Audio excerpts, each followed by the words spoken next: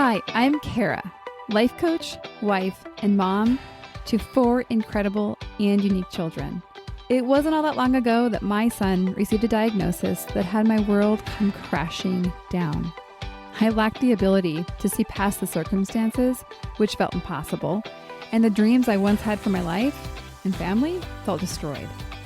Fast forward past many years of surviving and not at all thriving, and you'll see a mom who trusts that she can handle anything that comes her way and has access to the power and confidence that once felt so lacking. I created the Special Needs Mom podcast to create connection and community with moms who find themselves feeling trapped and with no one who really understands. My intention is to spark the flare of possibility in your own life and rekindle your ability to dream. This isn't a podcast about your special needs child. This is a podcast about you. If you are a mom who feels anxious, alone, or stuck, then you are in the right place. Welcome. Hello and welcome to the Special Needs Mom podcast. This is going to be a take 2 of this episode because I just recorded an entire episode with the microphone turned off. Darn it.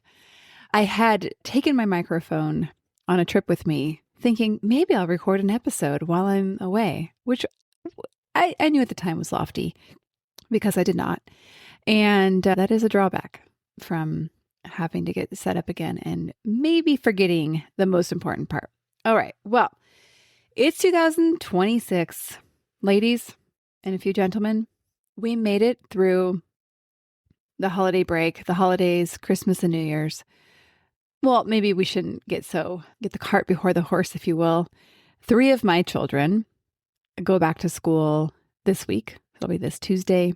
And then Levi, my special needs child, goes to school the following week. So he and I have a week off together. And my personal goal is to have 0 incidences, which result in insurance claims and or home reconstruction projects. And if you're like, why are you saying that? Well, refer back to the fall, in which case we had both of those things. You can go back a few episodes to fill yourself in. So here we are. We made it 2026. We're starting a new year. And we celebrated Christmas at home in San Diego. And a couple days after, we packed the 6 of us up into our minivan and woke up really early and drove all the way to Idaho to visit our friends, Alex and David. David kind of just has to, he's like friend by association. Alex is David's wife. And Alex is the former nanny of our family and also the current editor of this show. So it's always fun. What you don't know is when I record these episodes, sometimes I just start talking to Alex or I chat with her, not chat really, but so she gets to hear it. But what I hope she doesn't take out of the show, and now that I said that, she probably won't. I think you guys will appreciate this uniquely, and that's why I want to share it, is that one of the great things about this trip, besides that my children were all so excited to go, is the deep appreciation that we as parents can have for people who create space for families like ours. And so with Alex, our family feels safe and valued. And that is, again, so rare and valuable. And, when incidences happen, not if, when they happen, it's just so nice and comforting to know that you're going to be met with understanding and not judgment. So that was a really good trip. The only part of the trip that was not positive was for my toes. I wore 2 pairs of socks like almost the whole time. I was cold, man. And I think I just have bad circulation. It's like, yeah, side note, my toes are very long and very slender and like extra. Like I wear size 12 in women's shoes. So now you all are like, whoa, you do have some long toes, lady. I do. I have really long, skinny toes and the circulation just does not work. So my toes are happy to be back in San Diego, even the rest of our families wishing we were still in Idaho. So we're back kind of trying to get settled. And I find myself in this almost but not yet feeling. So even like today, it's a Sunday. I'm recording an episode. I don't normally work on Sundays. but I have this like eagerness and excitement to like get back to the routine and, normalize and to kind of get my bearings again. Yet I'm not quite there because, as mentioned before, my kids are not all back in school this week. And like the picture I have is like of a thoroughbred racehorse and like of it like being ready to race. It's doing what it's meant to do, but yet it's stuck in the gate. And so that is how I feel right now. And so I feel like it's going to be a challenging week ahead. I mean, it's always challenging when we're out of our routines, particularly when we have conflicting responsibilities and commitments, such as for me, it's like I have work and Levi home. So I'll check in next week and see how it went. And again, my personal goal, and see if I have met my personal goal of having no incidences, which I think I will. Obviously, I'm going to set myself up for success. And so getting into this episode's a little different than episodes I've done in the past. And I'm really excited about it. And to start, I'm going to give you some backstory, and particularly backstory into my career and kind of how I ended up, well, with this episode today. So coaching is my second career. I think a lot of you know that who've been around for a while. And my first career was in the landscape industry. I had different roles, but mostly worked in high-end residential landscape construction. That's a mouthful. I previously worked for millionaires and billionaires building their dream landscapes. And what I loved about this work was taking something from nothing, like just a thought, and building it into literally the vision. And there was a lot of problem solving, a lot of organization, and project management. And I happened to be very good at project management, probably mostly because my little bit obsessive and controlling nature. So these things made me good at the job. I'm detail oriented in some ways, others not so much. So I joke with my community that part of my brand is typos, because spelling and typos are not what I'm really good at managing. But other aspects, such as different aspects of project management, I happen to be really good at. And so this previous career is where I fell in love with spreadsheets and all the potential that one can do with these limitless lined up squares and cells. I don't know. I feel like my brain is just very compatible with spreadsheets. And for example, back in the day, this is so many years ago. This is when like my oldest kids were little and probably before Levi was disabled. So this is now like, let's call it like 14 to 16 years ago. I created this babysitting co-op spreadsheet system. And there was basically an exchange system between me and about 12 other moms I knew from church. And we would exchange babysitting or watching each other's kids. So it was like this wonderful thing because you had this like mom coming to watch your kids. They were little kids too. Like, the kids were young. And so it was free. And it was just like so much fun. And so this whole system worked for years. We had this exchange system going. And I'm just regretful because in a moment of wanting to clear out my digital spaces, I deleted it. And I just feel like, it's probably antiquated now, but I feel like it would have been really fun to look at it and like be happy about this thing that was part of my life so many years ago and that worked. Okay, so why am I telling you that part of the backstory?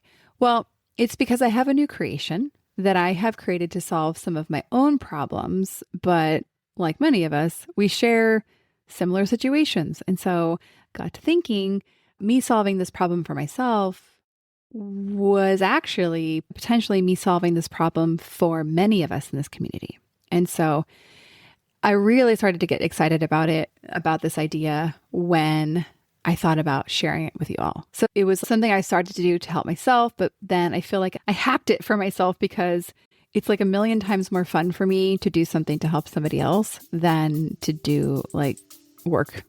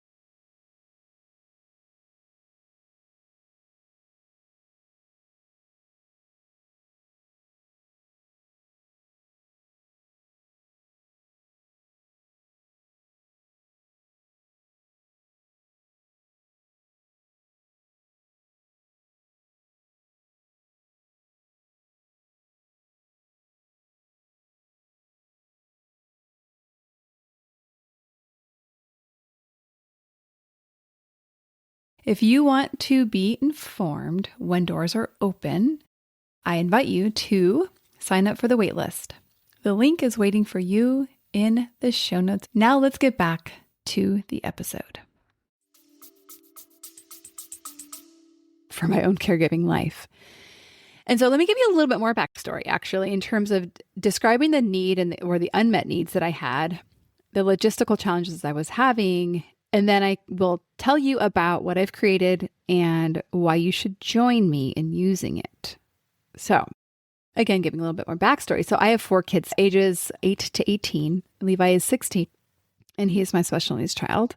And he's about to graduate high school in 1.5 short years. You're like, well, it's not that soon. Well, it is soon. If you think about all that needs to happen to create the systems and structures to support him and therefore myself by the time he no longer has the structure of school. So it's definitely excited my brain in a lot of different ways. Another way of saying that is I'm really stressed about it. And so I'm finding that I have a need to have my resources lined up, and yet I've been struggling to do that for a number of reasons. I think one of them is adhering to my own personal deadlines. So yes, I have a deadline that's coming toward me, but doing anything about that now is all self-imposed. And this work is hard for me. It's intimidating. It's unfamiliar. I'm very uncertain about it. And all of those ingredients cook up a recipe that is very conducive for procrastination. We as humans don't like all those unfamiliar, uncertain things. And so we're like, bad, avoid, do not enter. And I say this with humor, but also like a lot of compassion. Like, of course, I don't want to go do that. It's embarking on territories that are like a little scary for me. And scary not in like, ooh, someone's jumping out of the bushes, but scary as an uncertain.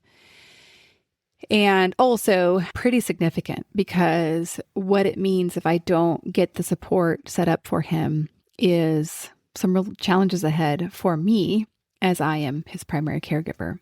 So that's one of the reasons, right? So it's like I have self-imposed deadlines, but a lot of reasons that I like to avoid those and not do it. Secondly, I don't have good systems. Like I'm like, okay, well, how do I even go about this and organize essentially even knowing who to go to for what and really kind of understanding actually how many resources I do have. I'm a very visual person. So having a visual way of seeing what I have and who I have and what needs to get done is really important for me. And, simultaneously, this list of resources and agencies is multiplying as we do encounter basically different programs that are going to be part of our lives when he is not part of the school system. So again, we enter more overwhelm and feeling stuck. And additionally, one of my challenges is that I've recognized that even though my husband is a really great partner and co-caregiver to our son, he does not have the familiarity with all of the different organizations and agencies and who does what and who pays for what and who do we go to for what, and even just all the names and contacts of his doctors. He doesn't really have those. And so by default, I'm the one that does everything because he literally does not have the contact information or even just the understanding. And it's just the pattern that we've fallen into. And in a lot of ways, it works for us.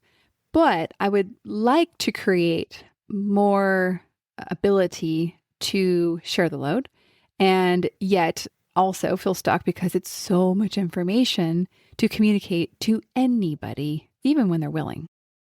So what did I do? I made something. That solves some of our problems. I mean, do I think I'm going to solve every single problem that I'll have through this beautiful document? Probably not. But I do think it is a great start. Although, funny backstory is that I was so excited about it. I had this idea, this vision, this thing. And so I asked Andy, who, backstory, does the behind the scenes here in the podcast production and makes all the things pretty, works in conjunction with Alex. And she was like, I don't know. She wasn't sold. She's like, maybe stick to your normal stuff. But then I kept going. I was like, no, no, no. Like, listen to my vision. I was a little bit pushy. Imagine that. And because her thing is like, well, there's a couple other really good resources, and there are. I agree with her. And what I was finding is it just didn't fill all the needs that I had. And the missing link was flexibility. So there's some really good programs out there, and I use them. But also I'm finding I needed more and more flexibility specifically. And what I needed is a project management tool. And there's all of those things, but they're all disoriented and discombobulated. Like they're everywhere. Like all the things are everywhere. Even if I look at my office, I'm like, okay, I have some files for Levi over here and I have some over there and some's in my computer. Some of them just in my head. I'm thinking about them at night, trying to organize them all. And it's not necessarily how I want to spend the hours where I'm supposed to be slumbering. So I persisted and I was like, no, I'm going to give this a go because I'm going to make it for myself because I need it. And I then going to share it with this community because I just think that's fun. So what is it that I'm talking about? What did I make? Let me tell you a little bit more about it. So essentially, it's called the Caregiver Command Center, and it's a place where you put all the information that you need to be the leader and be the head caregiver to your child with efficiency, with expertise, with ease. Well, that sounded good. I just made that up. Okay. But it's like, okay, I get an email and the person's like, I need his UCI number. And I'm like, okay, great. And like, where do I have that? I mean, I do know, but I have to be physically in my office and therefore, can't just spit it off very easily. And, again, back to there's just so many different agencies and people involved now that it's beyond my ability to kind of use my old antiquated systems. So this is a place where we can list all of the doctors and all of the providers and have the level of details, how often we see them. This is a place where we can put the questions we need to ask them. So when you think of it, it's like, oh, I'm going to put the question there so that I have a place to put these things so that next week when I go see them, I can ask them. It's a list of medications and equipment and keeping track of which pharmacy you get which medication from, because I'm sure I'm not the only one that we have a handful of pharmacies for all the different medications. Some are specialty pharmacies, some are local pharmacies, all the things. A list of conditions with explanations. And so, I have a list. So kind of a side story. When we did have an incident this year with my son, one of the people involved said, hey, can I have a list of all of the conditions your son has? And I said, sure. And so I went to my computer and printed it off for him. And the little list takes up about a full sheet of paper. And he looks at it. He's like, oh, wow. I feel so validated. But it was just really nice to be able to go print it off. And I have a number of these templates and documents together because I've had to create them over the years for different agencies and applications. And really what I've done now is I'm putting them all in one place so that it's not like, okay, where did I put that one? And I have a centralized location for all the details. So lists of conditions, right? So it's like, if I just tell you one of his conditions, like diabetes insipidus, you are very likely not going to know what that is. Or worse, you're going to think you know what it is and you're going to be wrong. And I use that one specifically because diabetes is a very familiar word to people. So they automatically think, oh, it has something to do with sugar. That is a different kind of diabetes. I think it's called diabetes mellitus. And he has diabetes insipidus, which has nothing to do with sugar. It has everything to do with blood sodium. And so I can have a very succinct and clear explanation of that if I need to either read it to somebody, explain it to somebody, or give it to somebody in writing. If they're, let's just say, caring for him, and I need to be able to have them understand what some of these diagnoses are, or even think in advance, like, what do they need to know about this condition to keep my son safe? Like an example is we are having a new care provider start actually on Tuesday, who's going to be a respite provider / companion for Levi. And I've already used this command center several ways. One, pulling up the job description. I'm like, okay, this is the job. This is like what I'm looking for. And I had that handy to be able to explain that to him. I'm going to use the list of conditions to train. Okay, these are all the conditions. This is what you need to know about my son to keep him safe. A list of emergency protocols. What do you do if you find yourself in a situation that could happen? Obviously, I'm a resource, but you know what? What if they can't get a hold of me? So this is going to be like also something that I can use. So it's a digital tool, also designed though to be able to be printed so that you can make an actual manual/binder that you can keep at your home or provide to family members that have all the information that you want to provide to them so that you know your caregiving role is well managed, is well project managed. I'm just saying this. I'm like, not to say that our kids are projects by any means, but it's kind of the same work to be a really effective project manager as it is to be a really effective caregiver. Okay. So other tools on this particular document. So it is a document with many different tabs that you will be able to use as is or customize as you want to. One of the limitations and one of the reasons why I've made this is that everyone's so custom. And so for one person, having a section on medical equipment is going to be completely non-applicable. Let's just say your child is on the autism spectrum and doesn't really have a lot of medical equipment. Maybe medical is not your thing. Maybe it's the behavioral aspects, and you want to have tabs that include all the different behavioral interventions or the common language that you use to support behavior, or maybe it's directions on how to troubleshoot the AAC device your child uses. But this is where you can keep all of those things. Almost think like standard operating procedures. SOP is very commonly used in different business settings. And I feel like, again, this is where we can kind of borrow some of the expertise in businesses and bring them over here and use them very effectively to manage our lives. All right. The other section that's going to be really, I think, very helpful is I'm still iterating the name of this section. I have a file folder on my desk called Levi Open Items. And so whether we call them active items or open items or just stuff to do, this is where I use that file or this tab now to keep things like notes on following up on the wheelchair repair, or which doctors I need to contact, or when I need to do something. So I might be able to put something as a reminder in there, or I probably put it in my calendar, but use it to be able to effectively manage all the different aspects that I do for my son and that I know you do for your child.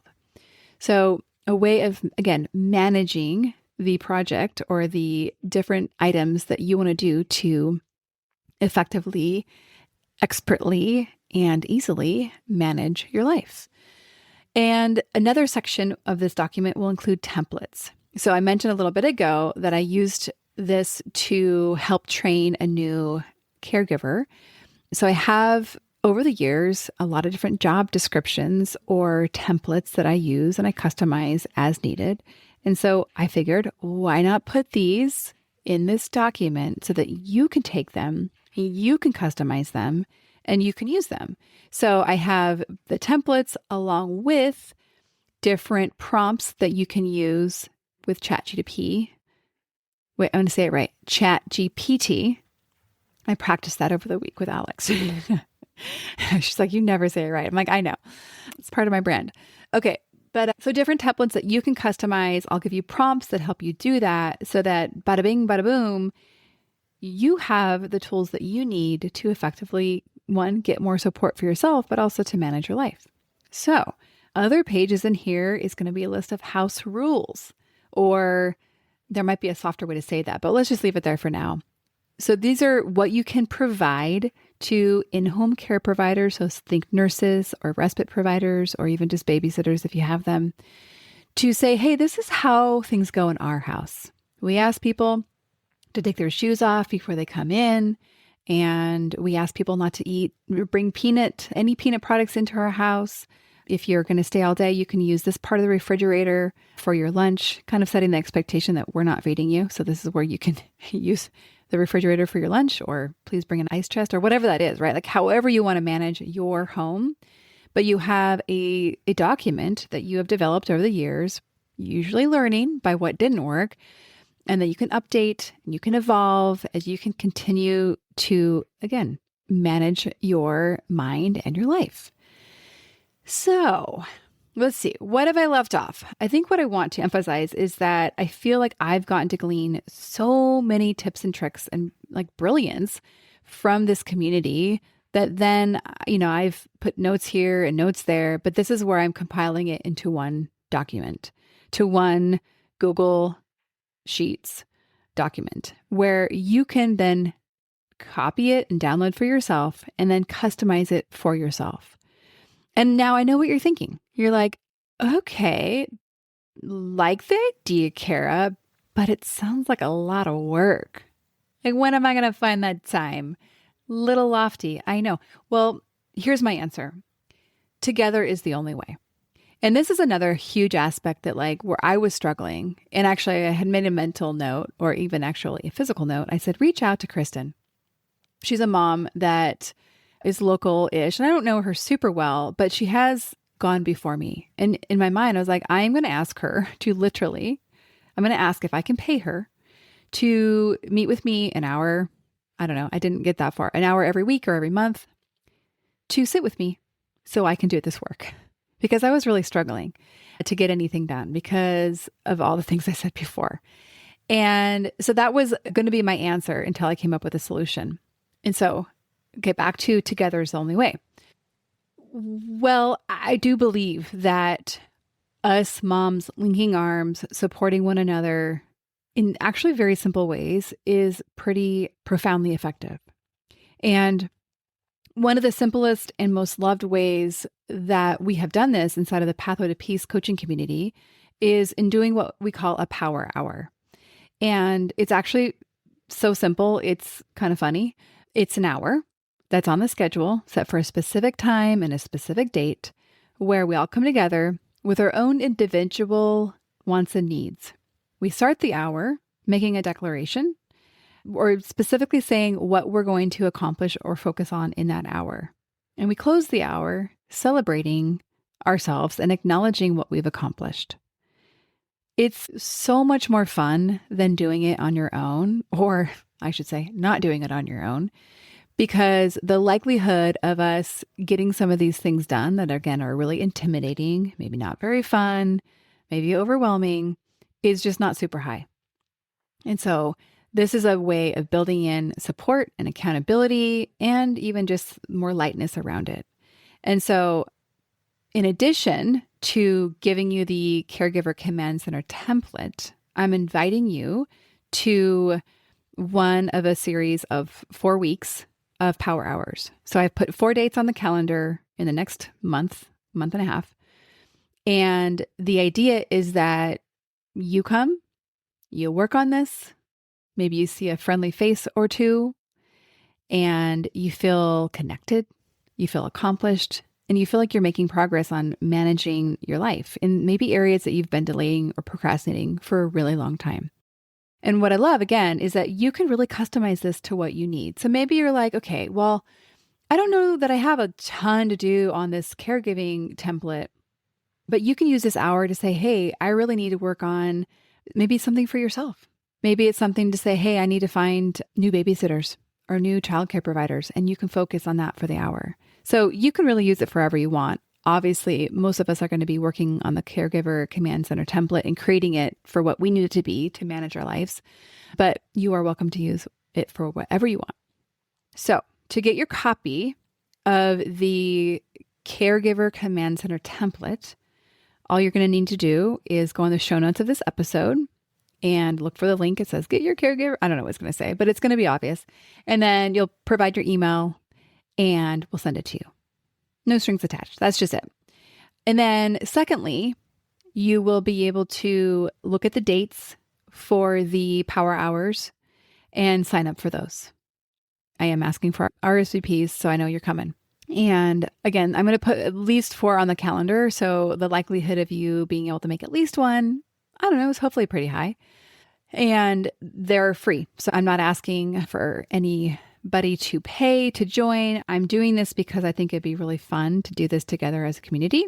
And you can bet that I'm going to be encouraging all the Pathway to Peace current community members to be part of this, because it's more than just the like, yes, it's cool to have a template. And I think it's going to be really helpful to have everything in one place. I think it's going to allow us to be really effective managers and leaders. But I think it's like the base layer of doing the deeper work of managing our minds and managing our lives. And it's like building the foundation. It's like creating readiness to give ourselves the stability that I think we're all really, really seeking. So that's what this is about, kind of at a deeper level. All right, well, let me think for a second before I wrap up to make sure I haven't forgotten anything. I feel like there is one thing. What is it? Oh, I know what it is. This is my caveat. It is not HIPAA compliant. So you're going to be downloading the template onto your computer, and then it is yours. And so you can decide what level of security you need to make yourself feel safe, because I think one of the limitations of creating any software around this is that it has to be HIPAA compliant. So there's a lot of loopholes for that. So this is my, again, caveat that you can decide what level of security you need to make yourself feel comfortable. And hopefully the hackers don't also listen to this podcast, because they'll know who to go after to get all of my information on my Google Drive. Okay. Well, let's see. Now I think we're ready to wrap up. And good thing I had a practice round. This one I feel like was a little bit more succinct, although funny enough, it was a little longer. So I don't know how, because I feel like I did go on more tangents on the first go ahead. Oh, well. All right. Well, cheers to Happy New Year. And in the next couple of weeks, we're going to be kind of settling in to that. So you can expect to settle in together. And I really look forward to hearing your experience with the Caregiver Command Center template. And if and when you download it and you see if anything is missing that maybe is a blind spot for me because it's not part of my caregiving experience, please contact me and let me know, because we're going to continue to iterate this to improve it. And I'm really excited about just the opportunity to grow together as we, manage smarter and support one another kind of at a different, like I said, this is a different episode because I'm not talking about, the deeper aspects or maybe even the coaching aspects. I'm really talking a little bit more about using a tool to manage our lives. So I hope you've enjoyed it, and we will see you on the next episode of the Special Needs Mom Podcast.